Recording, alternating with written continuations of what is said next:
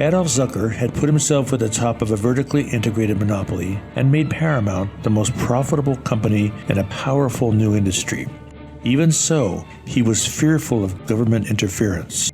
The Crusaders, who had pushed prohibition into being, now wanted to reform the movies.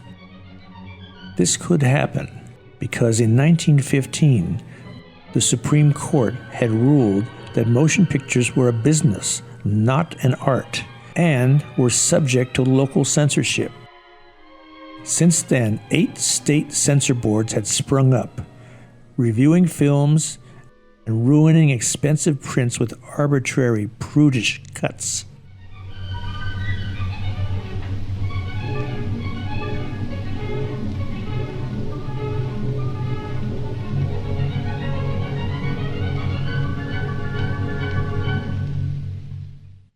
In the summer of 21, though, federal censorship was a distant threat. Business was booming, Cecil was casting his next film, and famous Players Lasky was preparing a festival.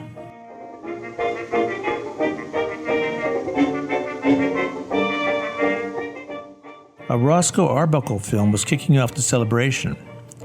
Arbuckle had been a star since his comedy shorts with Mabel Normand, and he had joined Paramount with a $3 million contract.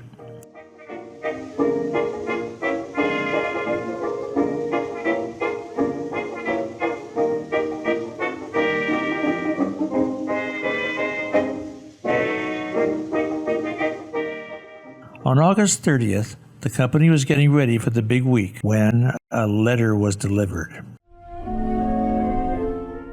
Zucker and the company were charged with violating the Sherman Antitrust Act with conspiracy and coercion in order to maintain a monopoly. Zucker and Lasky were meeting with lawyers when there was another shock. Only a year after the Olive Thomas tragedy, scandal had come to Paramount. During a Labor Day trip to San Francisco, Roscoe Arbuckle had thrown a party at the St. Francis Hotel. Someone had crashed the party, bringing an actress named Virginia Rapet. At some point, Arbuckle discovered her ill and in great pain. She was attended by a doctor and then removed to a hospital. She died 4 days later of peritonitis. The actor was pulled into a vortex of scandal-mongering, self-righteous law, and sensationalism.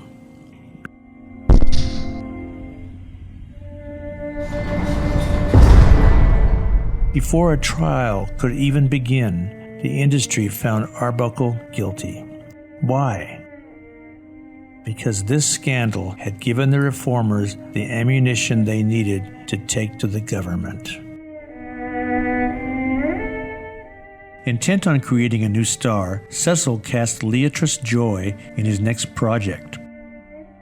Saturday Night went into production on September 26th. The film would show Americans trying to learn if love was stronger than class and culture.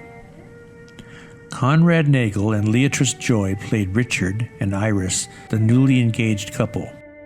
Edith Roberts and Jack Mower played Shamrock and Tom, the working-class neighbors who were always squabbling. After 2 twists of fate, these couples would switch partners.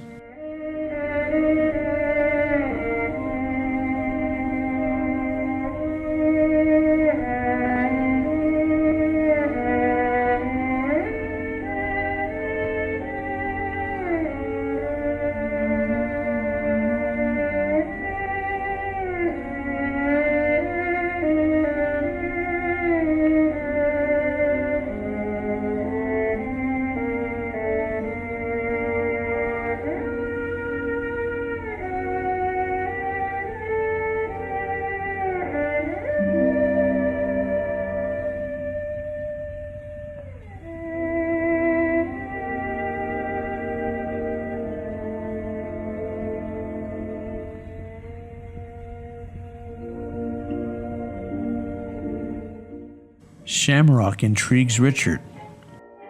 Iris puts her chauffeur in the passenger seat. till he rescues her from her own willfulness.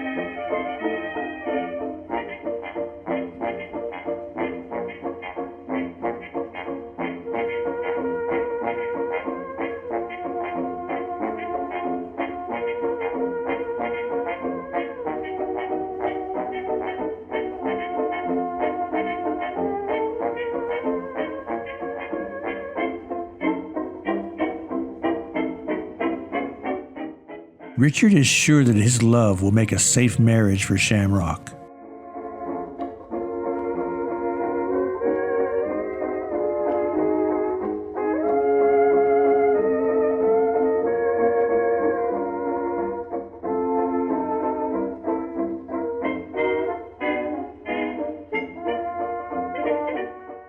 Shamrock's mother tells Richard what she thinks.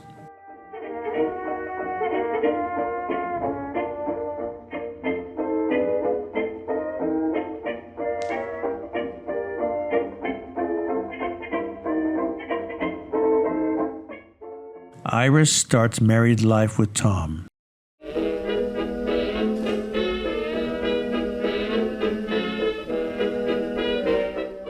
Cecil used the ritual of dinner to show how the two couples were getting along. Tom's friends don't like Iris's cooking any more than she likes them.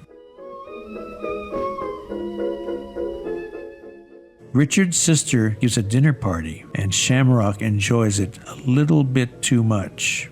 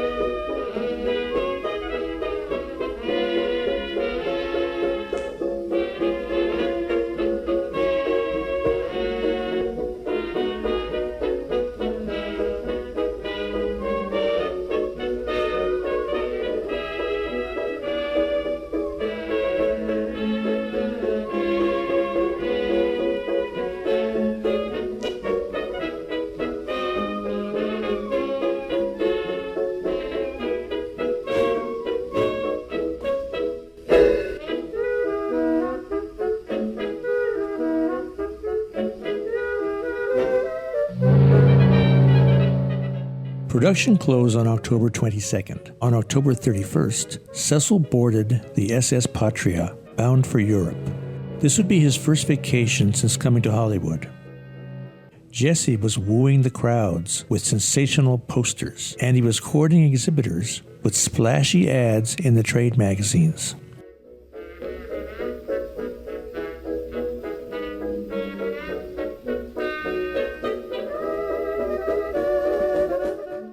Surprisingly, regional audiences liked the film.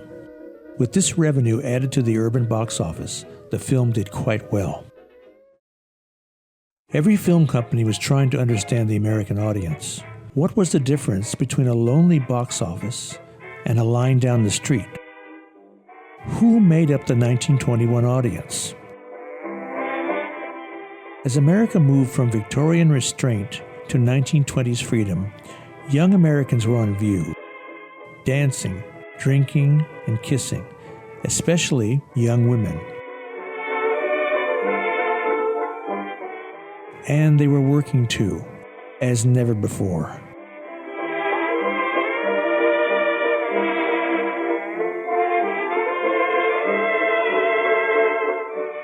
Conservative citizens were alarmed, and they were mobilizing.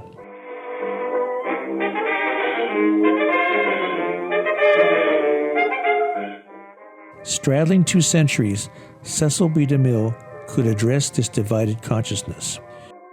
His Protestant father, a lay minister in the Episcopal Church and a 19th century playwright, had raised him to love the drama of the Bible. His Jewish American mother had entered the 20th century working as a theatrical agent. In each of his films, Cecil spoke to both eras and to both sensibilities. This conflict between old and new stood in bold relief as the Roscoe Arbuckle case went to trial in San Francisco on November 14th. The Women's Vigilance Committee, alarmed about Hollywood's corruption of America, turned out in full force to see that justice would be done. On December 4th, the jury was deadlocked 11-1 in favor of acquittal.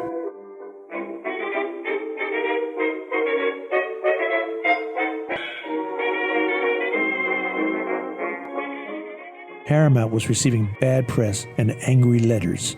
Something had to be done. Will Hayes was an Indiana attorney who had become chairman of the Republican National Committee.